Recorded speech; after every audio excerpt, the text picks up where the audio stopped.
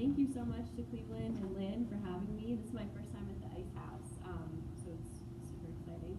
I recently got married this past September, so thank you. That's my husband right there.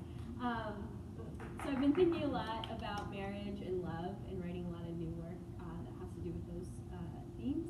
I tend to write darker stuff though, so this isn't necessarily representative of my marriage or love.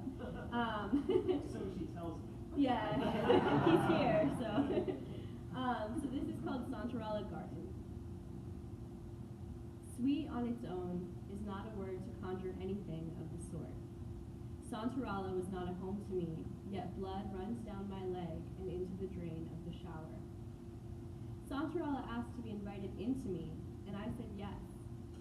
Santarala's reflection is only seen on the surface of its own ponds. The photographer tells me to be serious for just a goddamned second, but I've forgotten that I'm the bride. In every photograph, I'm laughing with the many hors d'oeuvres, somewhere in the background.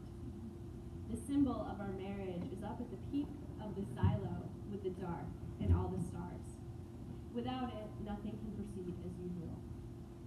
Is it good luck to have blood run down my leg and into Santarala's shower? I'm asking this to everyone I see just before I lean to kiss them on the cheek. With each kiss, I remember I'm the bride. Is it good luck to have fingernails full of Santarala? The soil is crawling into me like a tantrum. It wants to be put to bed. Moss wounds my gown, yet I must reach the top of the silo before the photographs are taken, and I forget that I'm the bride. In every photograph, I'm crawling on my hands and knees up the Santarala garden like a freak storm. It's snowing in September. I lie there in it, knowing I may fall asleep and never wake. When I rise, my gown rises with me. The snow has cleared and we have sun for our photographs. On the way to Santarala, blood got on the driver's seat. I was never the bride in my entire life. As I drove up the Santarala garden, it became so goddamn dark. Goddamned is used here incorrectly. The dark was not damned by any god. It was just sweet, like blood. The candlelight could not penetrate the dark. It grew too quickly all around me. The Santarala garden became a sound instead of a place, and I had difficulty experiencing it fully. The guests of the wedding only spoke to me in spells, but the dark scabbed over my body and my gown and my blood like a new skin, and that is what I wanted the whole time, more than anything. Once I was inside the dark, I could experience everything fully. And so I walked up the Santarala garden and spiral wooden staircase and into the shower with the checkered tile, and I bled what I needed to into its drain. And the sun shone on the pond, of course, because everything was of the dark now, including the sun, including me. My bouquet was so moody, and when I tossed it, it almost refused to bleed out from the darkness and into the drain of the shower. I am the bride, I remembered, and it shows in every photograph.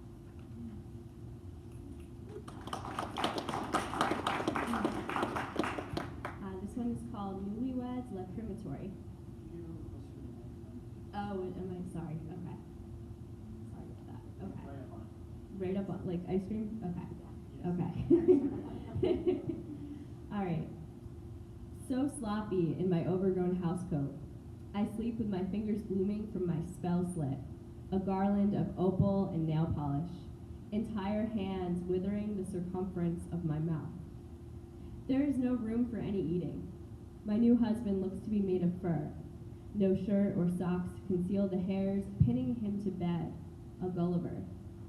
My new husband tells me if I go first, he'll most miss my hands tucked beneath his waistband, not for sex, but warmth. He threads me through him for grief beads, self to self and ashes to ashes, all of it moistened softly like shortbread to milk. Our demons curdle in the stretch marks I'll wake to, seemingly inexplicable. I scrub them from me in the clawfoot, line my legs in black salt, try to cover every bruise of mere. I'm rubescent in the steam of it, a sopping cabbage flower. Still, by noon, faces return to lavender my hydration, make my weeping violet as the windows well with sun, puffy with sobbing. My new husband finds me in this decaying state, mortars my fingers through his own. We become each other's asthma, a growth of lamb and cotton.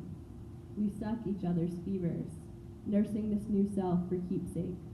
We vow to leave this earth together, or else never, not at all.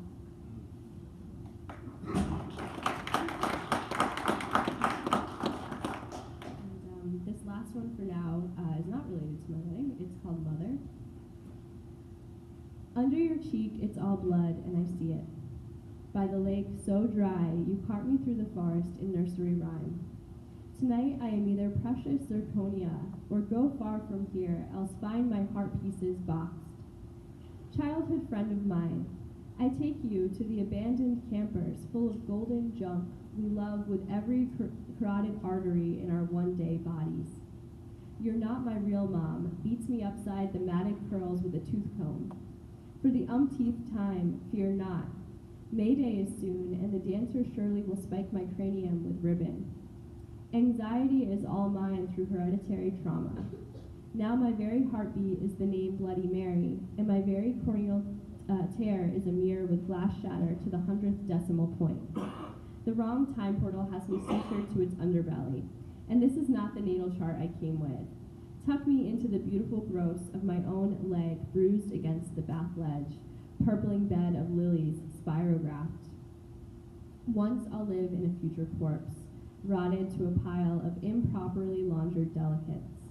That's right, I'm made of lace, and that night on the cart you storied me about ghosts so hard they black magicked my retinal cavities.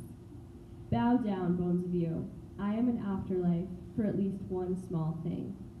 Unmothering as an attempt at good works is what you should call it when you speculum your mouth and all kinds of new genus roses fall out. Thank you.